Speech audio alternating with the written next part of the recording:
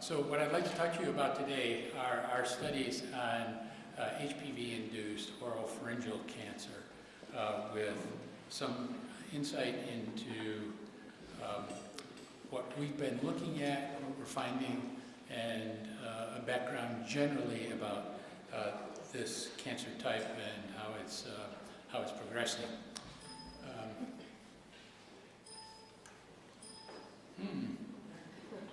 Okay, so unfortunately I have nothing to disclose, but I did want to make a pitch for our department this year, 2018-2019, was called the best department of Otolaryngology in the United States by U.S. News and World Report. So on years when we're not ranked very high, this is not very important, but when we are ranked very high, it's clearly an excellent indicator. So the history of HPV and human cancer really began a very long time ago. So back in the 1700s, it was already noted by clinicians that cervix cancer was very rare in nuns, but breast cancer incidence was high. And even at that time, they thought, okay, there's something perhaps that's linked to lifestyle. By the 1840s, it was apparent that cervical cancer was more common in prostitutes than it was in other women, and it was postulated that there perhaps was an infectious agent. It took until 1983 to discover HPV-16 in specimens from cervical cancer. By that time, the lower risk viruses, HPV-1, HPV-2, which cause skin and sole of the foot warts, had been discovered, and then HPV-6 and 11 were discovered in vaginal condylomas, and it wasn't long after that that those two types were known to be responsible for laryngeal papillomatosis that would occur in babies after getting an infection from their mother during birth. And then by 1986, it was clear that 16 and 18 HPV types were discovered in most cervical cancers. And it's now recognized that HPV is probably the most common sexually transmitted infection, and nearly all sexually active men and women become infected with HPV. Fortunately, most of us clear it, and you don't even know you've had it. But it is a highly contagious form of cancer, and it affects other systems, cervix cancer, anal rectal cancer, oropharyngeal cancer, and several other sites in the head and neck, which I will talk about later. This is a pseudo-colored scanning electron microscope picture of the virus. You can see that it's an envelope virus. It's a very small virus, and that makes it quite interesting to study because there are just a limited number of genes. So we have also been studying, in addition to studying HPV in people with cancer, we've been looking at the infectious process and trying to get a better sense for rates of infection as well as behaviors resulting in transmission, and then looking at clearance in oral HPV infection, and later we recruited the women to also collect a self-administered vaginal swab. And so we found that 9% of healthy volunteers and university students have HPV in their oral cavity or saliva at one time or another. We've been doing serial samples from them about every 3 months so that we can follow the rate of clearance and new infection. And about 20% of the university women, we enroll the students when they're during their first year of university studies, and then we follow them through their university. And about 20% of the women have genital HPV infections. And similarly, 20% of healthy HIV-infected individuals have oral HPV infection. most of these infections are high risk, but they're also low risk, HPV 6 and 11, and many of the other low risks or potentially high risk, as well as the high risk types 16, 18, 31, 33, and 35. HPV is has many, many, many types because it's replicated in human cells that the virus itself blocks many of the repair pathways. So when the virus is copied, there's lots of opportunities for error, and as a result, the virus itself is very polymorphic. So there's a whole huge family tree of these divergent HPV types, some of which are high risk and many of which are low risk. So it became clear to us when a group at Johns Hopkins did a study of patients with oropharyngeal cancer and control individuals coming to an ENT clinic for non-cancer related diseases. And what they discovered was that the oropharyngeal cancer patients had a much more promiscuous sex life, such that for their oropharynx cancer patients, they had an average lifetime number of vaginal sex partners of 26 individuals or more, and also a high lifetime number of oral sex partners, usually 6 or more, compared to the controls, which were around 1 or 2 in most cases. So it also became apparent that there was a gradual increase in oropharyngeal cancer, and this study was done at the NCI, just looking at incidence rates for tonsil cancers, base of tongue cancers, and other pharyngeal cancers. And you can see that for tonsil cancers, there was this 4% increase per year over the period from 1973 to 2001. And then there was a slightly smaller rate of increase in base of tongue cancers, which is where the lingual tonsil is located. HPV-related throat cancer became famous when Michael Douglas, while he was being interviewed at the Cannes Film Festival, said that the oropharynx cancer he had was caused by the HPV virus that's transmitted through oral sex. So that got the word out to the public. So the tonsil appears to be the major reservoir for HPV in the oral cavity, in the oropharyngeal region. And the reason for this is the thin epithelium over the tonsil and the frequent inflammation of the tonsil due to other infectious agents. The tonsils kind of sit like the towers on a castle to protect our upper aerodigestive tract. And so microorganisms are sampled by the tonsil, and so frequently the tonsils are inflamed, and when the virus gets into the oral cavity, it can get into the crypts, and in the case of inflammation, the epithelium is less tight than usual, and these viruses have to infect the basal epithelial layer. They can't infect any of the stratified layers, so they have to get to the basal cell to establish an infection. And then the natural history is production of more virus, release of the virus, and in addition, with latent infections, the virus will continue to be shed with desquamated cells, and eventually the virus appears to get cleared because we don't see, we think, long-standing infection. On the other hand, we really don't know about that because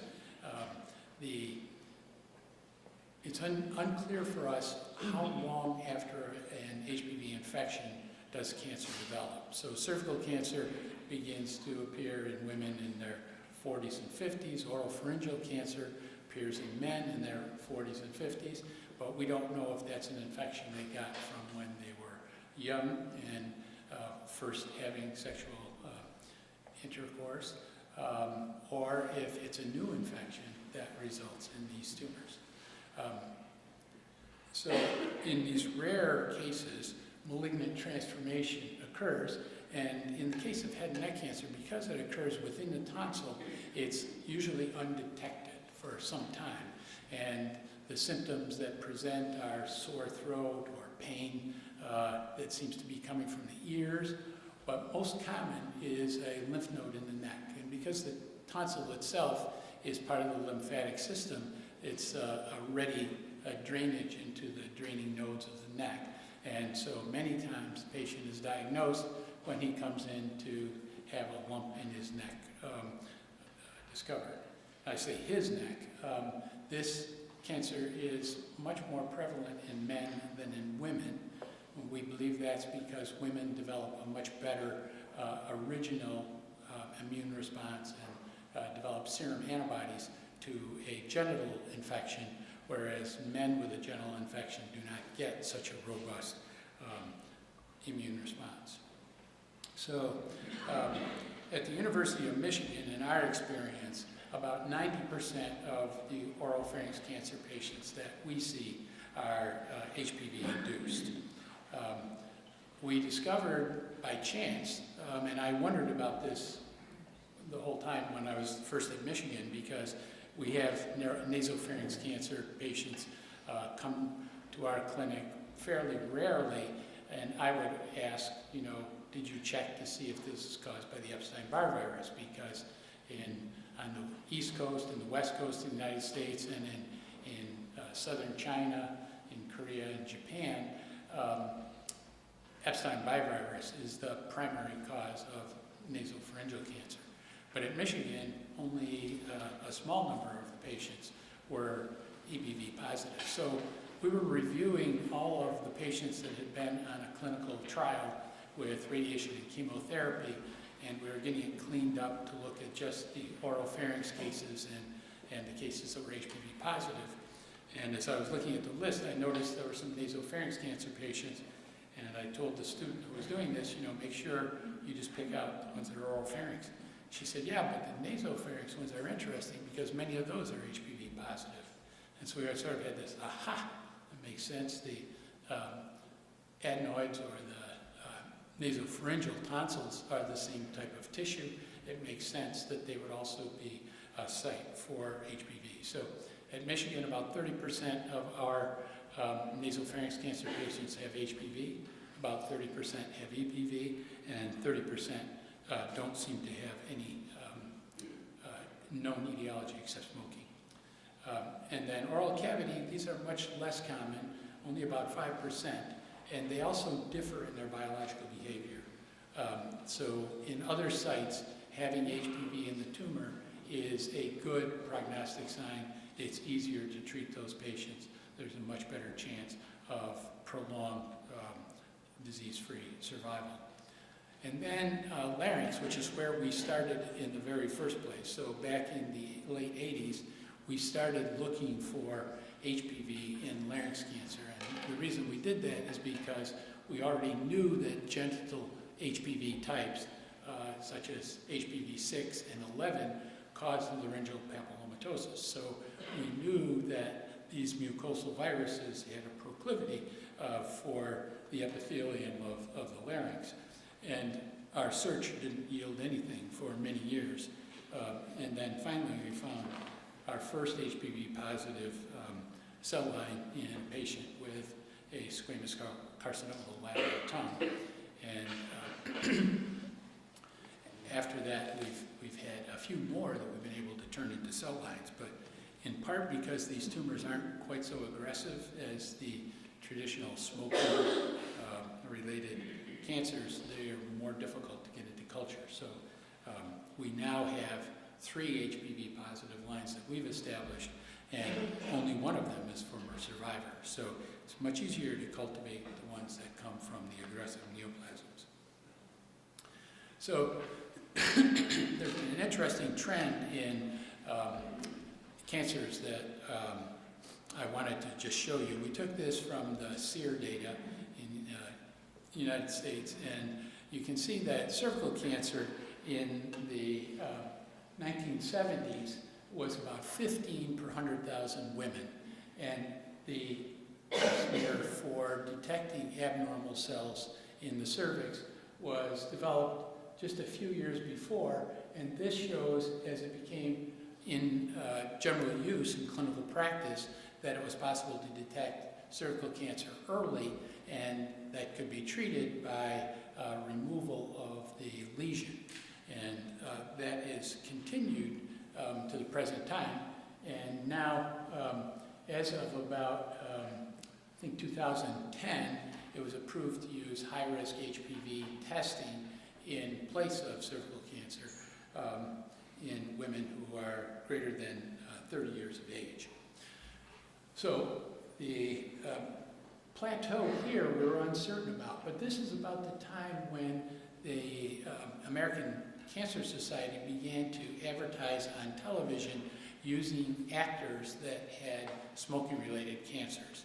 And these were so effective because these actors that people knew from television and the movies were coming on to make a commercial stating that they wished that they had never smoked because now they were dying of a smoking-related cancer.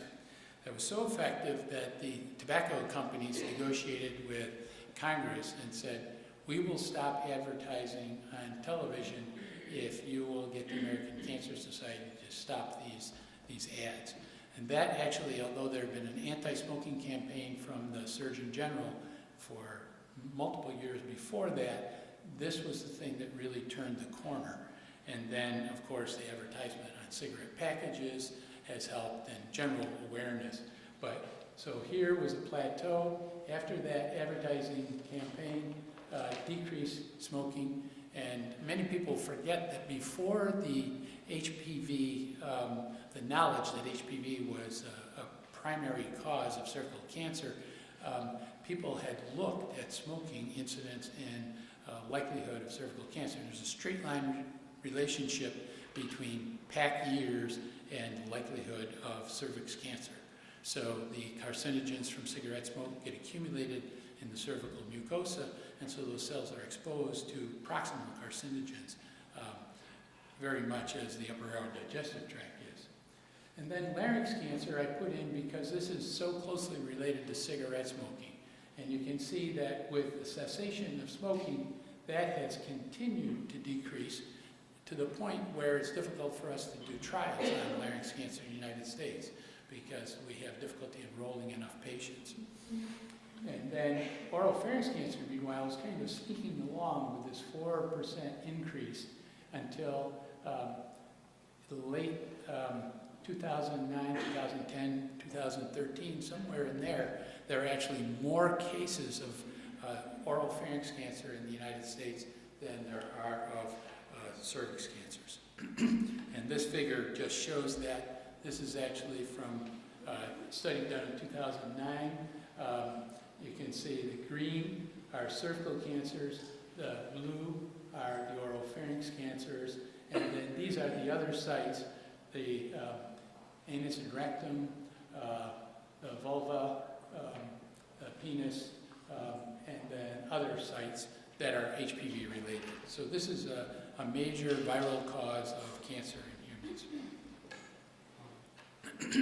And we had been looking in the larynx and we weren't finding it, but then we did a series of studies in our oropharyngeal cancer patients using combination chemotherapy and radiation, and we actually then made that chemotherapy simultaneously with radiation, which really boosted the effectiveness, but it has also increased the toxicity dramatically. But here you can see in the first study that we did on oropharynx cancer that ran from 1999 to 2001, when we went back and analyzed those samples, we found that 66% were HPV positive. We did a second study on patients that had much smaller tumors because we were actually, the purpose of the second study was to test the ability to spare the swallowing muscles and at least one of the parotid glands. So we needed patients that had small unilateral tumors where the radiation oncologist could design the fields for intensity modulated radiation therapy to spare the parotid gland on the opposite side, as well as the muscles that are used to induce swallowing. And this was a very effective study, but here we had 90% HPV positive, and the outcome in this study was truly amazing. And then since then, we followed similar studies, and those patients have also been mostly HPV positive. And before we realized that these were HPV positive cancers, we had looked at the survival. We actually included oral cavity cancer and oropharynx cancer in this chemotherapy and radiation study, but we stopped the oral cavity studies quickly because the patients were recurring at very high rates, and the surgical salvage after treatment was very difficult for the surgeons. But the oropharynx cancer patients were doing well, and then later, when we realized that HPV was involved in many of these, we went back and analyzed those, and then we saw this amazing difference in survival between the HPV positive and the HPV negative oropharynx patients. And then this is the study that we used for the second trial, and basically this is a strategy we use for most of our trials now. Patients are recruited, they've signed consents both for the study and for having their tissues studied and analyzed molecularly. And we do pre-treatment studies, then they get the concurrent radiation and chemotherapy, and we've now been using carboplatin with paclitaxel. They then get reevaluated at 12 weeks. This lasts for 7 weeks of radiation, and then if the patient still has or has recurrent disease, then surgical salvage. And this is the outcome for those patients over more than 5 years, and you can see that the survival compared with other head and neck cancer sites, particularly oral cavity, is really excellent. And then this is that highly selected group where at 5 years we still have 80% survival. So these cancers are easier to treat. We have been focusing our studies on the patients who are the ones that are difficult to treat. So we're trying to understand at a molecular level, what's the difference between the patients that we can treat very easily and the patients that require more aggressive therapy. In addition, there's a general trend in the world to reduce the morbidity from treatment. So people are going to lower morbidity therapies, and our question now is, will we still have 80% survival if we use less intense treatment? And if we do, then it's ever more important that we understand what are the molecular mechanisms that distinguish the tumors that can be cured by surgery alone or by radiation alone versus the ones that require combined therapy and perhaps novel therapy even behind concurrent chemo-RT. So these are some examples just from studies that have been done in the United States using transoral surgery, either with the laser, as shown here, and you can see that the survival rates are pretty good. They're going out to 5 years with somewhere between 70 and 80% survival, but they continue to fall off. And then this is another study that's done with transoral robotic surgery, which is becoming more and more popular because it allows particularly treatment of the base of tongue, which is very hard to get to when surgeon is operating with his hands. And the old method used to be to pull a couple of teeth and cut the jaw and then deliver the tongue through the floor of the mouth and remove the tumor. But the morbidity from those surgeries is pretty extensive, whereas with the robot can go in and it can get its tentacles around in ways that a surgeon can't. And so these tumors can be removed, and the morbidity is similar to just having a tonsillectomy.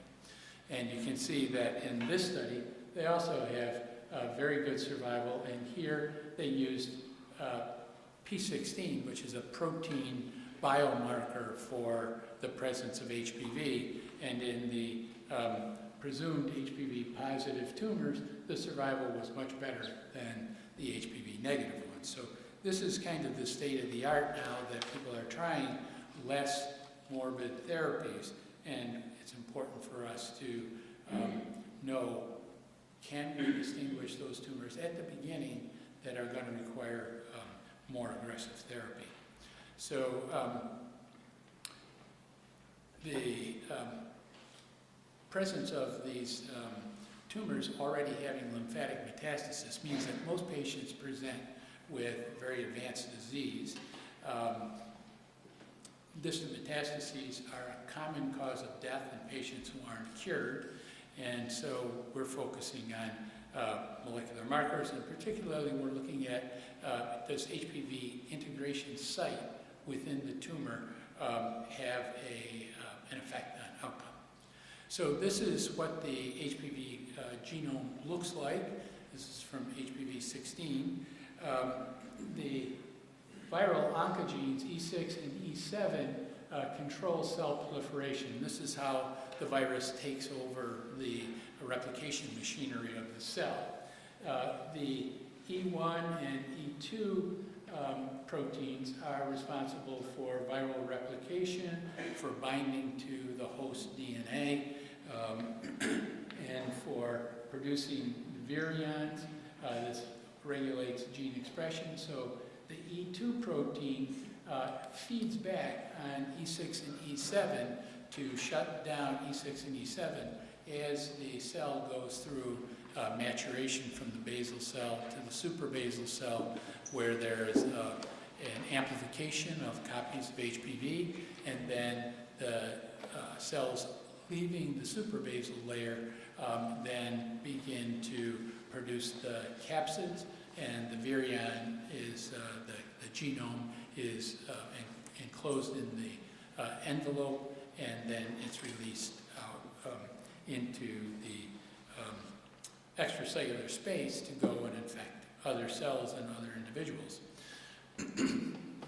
So the vaccine that is so effective is made from the L1 protein. So this gene was cloned from the virus.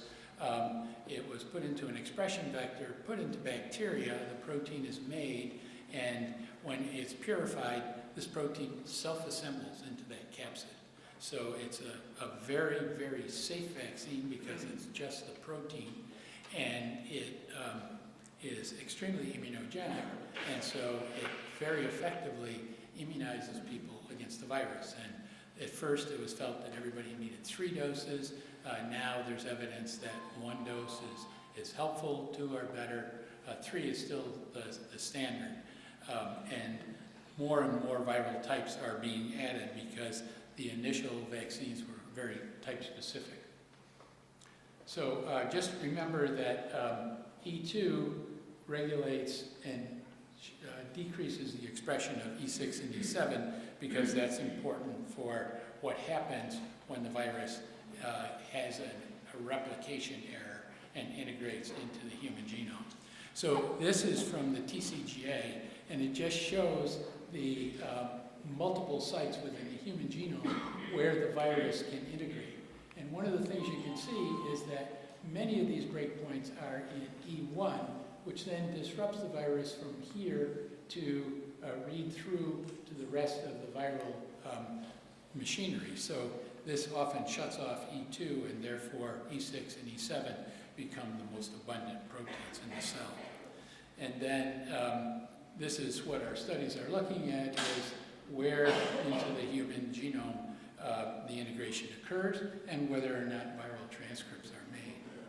So I'm just going to show how we detect it. First, the virus can exist either as a circular episome here, or it can be integrated. So we digest the DNA of the cancer cell with the restriction digests that cut the virus once and cut the human genome many times.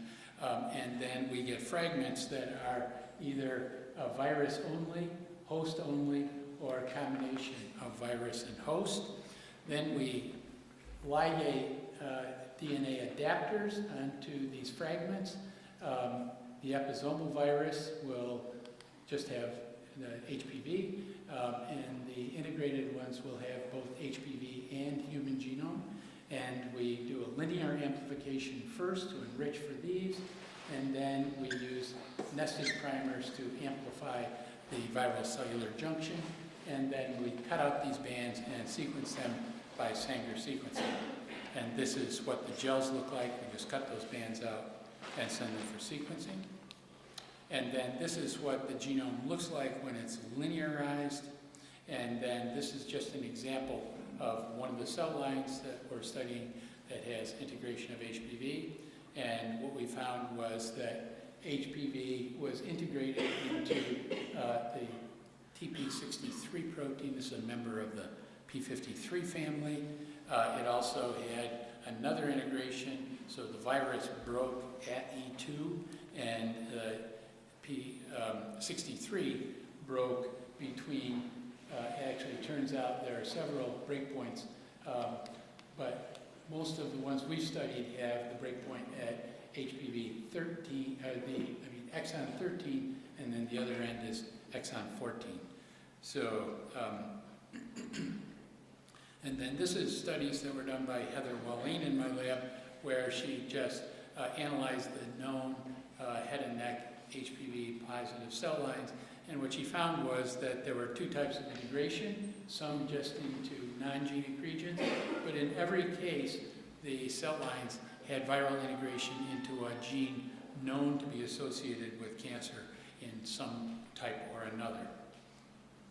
And then this is just a table of 10 patients that she studied, 5 that didn't recur. Somehow this table lost one case, and 5 that did recur. And then this is just an example of one of the responsive tumors.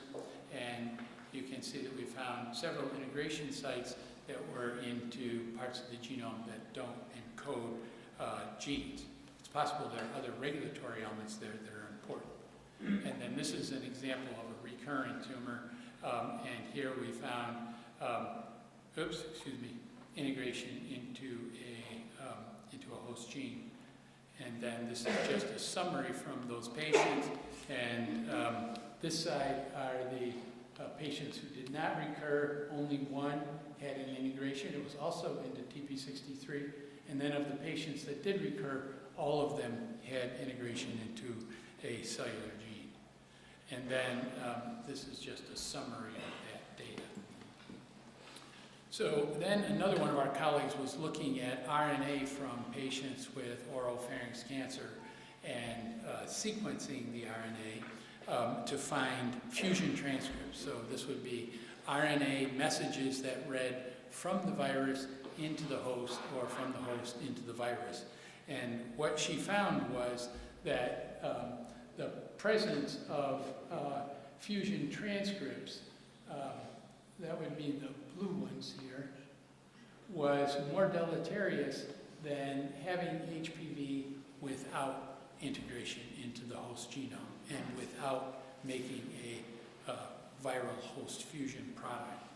And then these are the HPV negative patients. So this led us to believe that integration into a gene and the production of a transcript indicated a worse prognostic set. So what we've been doing recently is to identify the integration sites, find those areas, and then walk out either direction from where we have the DNA fragment, and then look for, push the wrong button.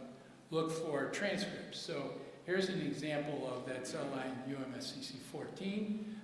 Here's what we found at the DNA level, and then at the RNA level, we could easily find this transcript that reads from P63 into the viral gene, and here the virus reading into another section of TP63 with the breakpoint separating these two fragments. So we have been studying this. This is another cell line also examining. And here the integration is into a what's called a member of the transporter family, superfamily of transporters. And here the cellular gene reads into the virus. We do get RNA from that, and we find these two viral host fusion transcripts. And then this is a set of new samples that we've analyzed from patients. 25 were HPV 16 positive, one had both 16 and 18. We looked for integration sites. We found 2/3 of them. We could find an integration site.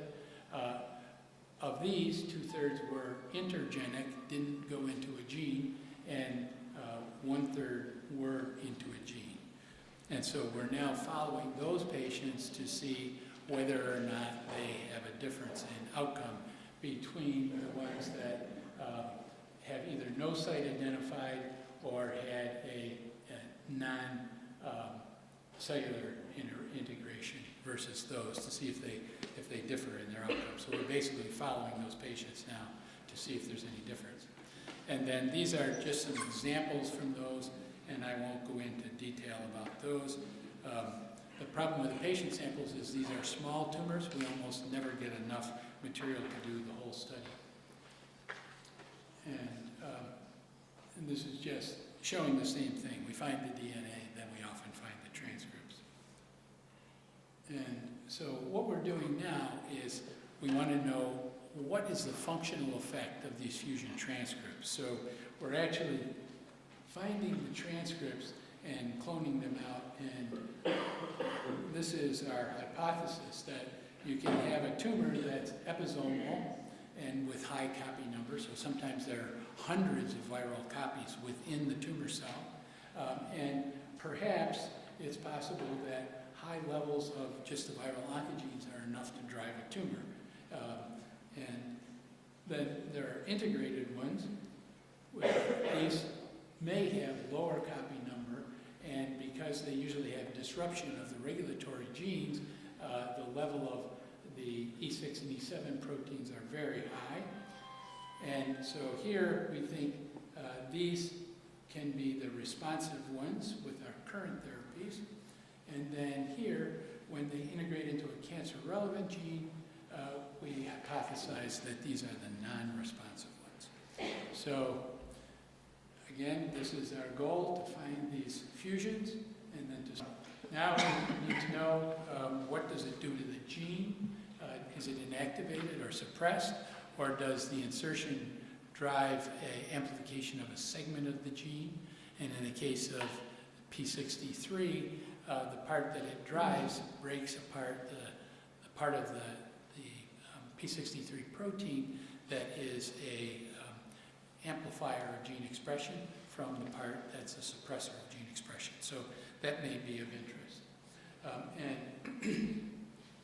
And eventually, we're hoping that we can predict from these studies the patients who will benefit from less toxic therapy.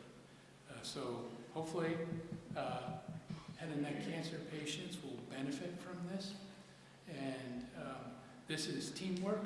It requires people from laboratories, from the clinics, clinical coordinators who recruit the patients and get their consent. And you can't do this kind of stuff alone. So thank you very much for this opportunity. I'm very honored and thrilled to be here.